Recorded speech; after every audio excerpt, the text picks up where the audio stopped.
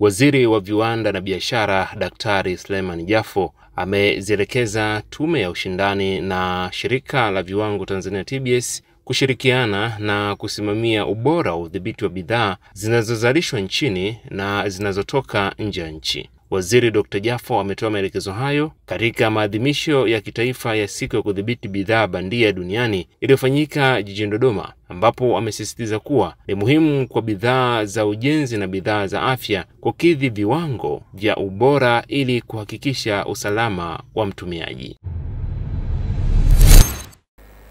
Leo hii ndio maana nimetoa maelekezo mazito na hasa kwa taasisi yetu FCC, kwa TBS na WMA ya kuhakikisha kwamba compliance ya bidhaa zifuate utaratibu wa sheria. Tumekuwa na changamoto katika wakati mbalimbali na hasa swala zima la bidhaa zetu ambazo zingine zinakuwa fake. Kwa mfano, bidhaa aina ya nondo ambayo inatumika kutengenezea majengo yetu, kutengenezea miundombinu ya aina mbalimbali, madaraja, majengo makubwa. Na hivi karibuni tulikuwa na mradi mkubwa wa bwawa la Nyerere. Manake katika ujenzi wa miundombinu kama hii, inapotengenezwa na bidhaa zilizokuwa fake, zinahatarisha uchumi wa nchi, zinahatarisha hata uhai wa raia. Lakini tumeshuhudia wakati mwingine majengo yanaporomoka katika maeneo mbalimbali, na hasa kutokana na changamoto licha sengine wakati mwingine kandarasi mtaalamu ameshindwa kutengeneza vizuri, kuchangia kufuata formula ya BOQ ilivyoeleza, lakini inawezekana ikachangiwa zaidi na bidhaa kuwa fake, na mwisho wa siku inasababisha majengo kuporomoka. Na hili inaleta athari kubwa ya kiuchumi, vifo na majanga mengine. Tunashuhudia wakati mwingine bidhaa zinapokuwa fake, kwa mfano bidhaa zile ambazo zinazuliwa na wanadamu zinaweza kusababisha matatizo mbalimbali ikiwepo kansa na matatizo mengine ya ngozi. Mfano bidhaa za sabuni na zinginezo, zile ambazo zimeshindwa kufuata utaratibu wenye ubora unaokusudiwa, madhara yake yanakuwa makubwa katika jamii. Bidhaa aina ya bati, tumeshuhudia wakati mwingine watu wakinunua bati, baada ya mwaka mmoja bati ya kijani imebadilika imekuwa bati nyeupe, bati ya blue imebadilika, imepoteza ubora wake wa rangi. Watu wametengeneza vitu feki na kuviingiza sokoni. Hii ina madhara makubwa sana katika uchumi wa nchi. Lakini jambo kubwa ni athari katika upande wa viwanda. Kwa mfano, leo hii nchi yetu imejielekeza katika ujenzi wa viwanda. Katika kipindi hichi cha miaka mitano ya Daktari Samia Suluhu Hassan, tumefanya kazi kubwa ya kuhamasisha na ujenzi wa viwanda. Takwimu zinatuonyesha mwaka 2020 tulikuwa na idadi ya viwanda 52,000. Current sasa tumefika karibu viwanda 80,128. Maongezeko ya viwanda karibu ni 18,128. Hivyo maana viko viwanda vidogo sana, viwanda vidogo, vya kati na viwanda vikubwa. Viwanda hivi vyote vimeajiri watu wa Tanzania wanaofanya kazi.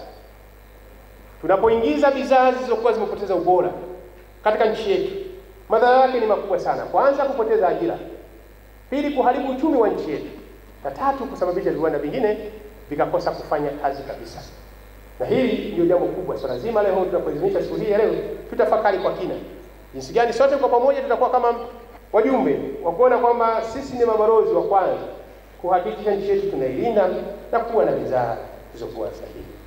Sheria yetu hii ambayo kazi yake kubwa sana na kuhakikisha tunalinda mipaka yetu ya Tanzania ya kuingiza bidhaa, tuingize bidhaa zilizokuwa bora. Lakini nafahamu sheria hii inagusa upande wa Tanzania bara, na hali kadhalika wenzetu Zanzibar kuna sheria kule. Yote kubwa makusudio yake ni kuhakikisha nchi yetu inalindwa katika maeneo haya. Kubwa zaidi, tunafahamu sheria hii ilitungwa tokea mwaka 1963. Ni muda mrefu sana. Ni wachache sana toka sheria hii ilipotungwa ambao walikuwa wamezaliwa. Katika ukumbi huu ni wachache sana wahenga kama hao. Kwa hiyo maana ni dunia imebadilika. Serikali sasa hivi kupitia Wizara ya Viwanda na Biashara inaanza mchakato wa mabadiliko ya sheria hii. Lengo ni kuweza kuakisi uhalisia wa maeneo mbalimbali ambayo kutokana na mabadiliko ya sayansi na teknolojia na kipindi hichi sasa kuona jinsi gani tunatengeneza sheria ku address mapungufu yote yanayojitokeza ama yanayojitokeza kwa sasa. Lengo kubwa ni kuwa na sheria bora, na mwisho wa siku ni kwamba tuweze kuwalinda Watanzania. Ikizingatiwa mwaka huu ni mwaka wa uchaguzi, mwaka 2025, nitoe rai kwa FCC kuongeza juhudi ya kuhakikisha kwamba elimu kwa wadau inatolewa.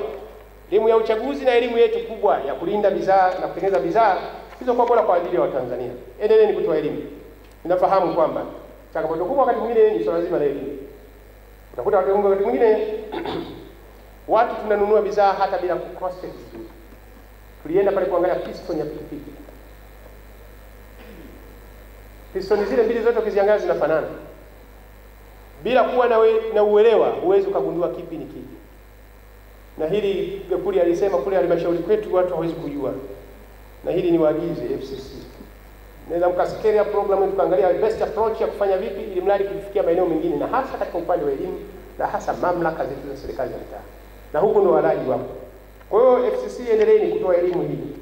Na kuhakikisha kwamba brand owners wao wawe kipaumbele kushirikiana nanyi kama ninavyofanya sasa hivi. Brand owners ambao mnajua kwamba bidhaa zenu zikoje na kuhakikisha kwamba bidhaa hizo tuzilinde katika maeneo mbalimbali, watu wasije wakazichakachua na mwisho wa siku kuleta athari kwa wananchi. Endeleeni kwa wabunifu. Tunapoadhimisha siku ya leo, kuweni ubunifu, ongezeni ubunifu wenu. Na hasa swala zima kutumia teknolojia za kisasa za kubaini watu wanaofanya makosa makubwa, na hasa kukopi vitu alafu wanafanya vitu vinakuwa substandard. Leo tumeshuhudia black shoes. Ukifunga hapa leo ukisafiri mpaka kufika Morogoro imeisha. Athari yake maana yake unaweza kusababisha ajali. Matairi ya magari. Tairi ikipata joto kidogo imeumuka. Kama ngano unaunga maandazi. Athari yake ni kubwa katika kusababisha vifo na ajali. Kwa hiyo kubwa zaidi tutumie teknolojia. Na hasa kuona jinsi gani tuna detect watu ambao wanafanya fraud katika maeneo haya. Kwa mfano, leo hii tuna viwanda, kwa mfano kiwanda ukienda Arusha, kuna kiwanda cha Sunflag. Wanazalisha ile mashuka ya Kimasai. Lakini leo hii kwa bahati mbaya mashuka yale sasa yanaingizwa kupitia mipaka isiyokuwa sahihi. Na hizo zote ni bidhaa fake, wana copy and paste vile vile kutoka kama mashuka ya Kimasai. Tofauti yake ni texture tu. Hii imetengenezwa na pamba, hii imetengenezwa na material mengine ni tofauti na ile iliyotengenezwa na material ya pamba. Lakini manake watu wamecopy and paste kwa hizo bidhaa. Kwa FCC tuna kila sababu kufuatilia maeneo hayo, kuona jinsi gani tunaenda kuwalinda Watanzania.